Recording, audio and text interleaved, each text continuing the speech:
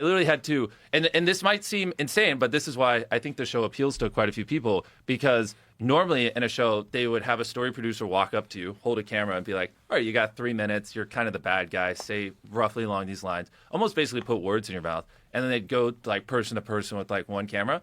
Whereas I go on the microphone, I go, say whatever the hell you want. We're recording you for the next 10 hours. I don't care, right? And you all have a dedicated camera on you. So then instead of like putting words in people's mouths, they can just do whatever they want. So do you have someone who actually has to go back and watch all that footage and edit it and then put it all out as a show? Yeah, exactly. Well, this is why. How many people do you have doing your editing? That season, over 150 editors worked on it. Yeah. Holy shit, it's crazy. man. And that's obviously why people don't do it, because it's like basically we had to spend millions of dollars in cameras. It was the world record for most cameras ever used, which then we also broke the world record for most camera cables used, because it's 27 miles of camera cables. Broke the world record for largest control room. Each of these is millions of dollars, and you have to bring in millions of dollars of extra editors. And so next thing you know, to take it from 10 cameras where you just essentially put words in people's mouths to unlimited cameras, and they can do whatever you want. You can show who they actually are as opposed to what you think they should be, right, with the story producer. It costs a lot of money, but it shows through in the final product, because now, you get more natural, like less scripted things when people are just themselves. You have a great ability to like see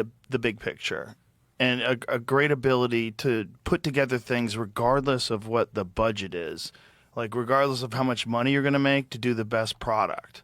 Like, I always thought that about you when you first started doing your YouTube show. I'm like, the amount of money and time and effort involved in this is like above and beyond what most people are willing to do. Yep. And it's way more than a traditional television network would ever do, because a traditional television network would look at the upside. They would look at the money, and they would go, we're going to spend X amount of money to make it this much better, but if we just take it down a couple of notches, we save 80%. Yeah. And they would do that. But you're like, can we make it even cooler? Let's put all the money back into the show, which is very risky, man. Because not just very risky, it's just you have great foresight. Like, you really see the big picture of it. Obviously, you have the #1 show in the world. Like, you have the most watched show on Earth. Your YouTube show is the most watched show on planet Earth. So it's obviously working.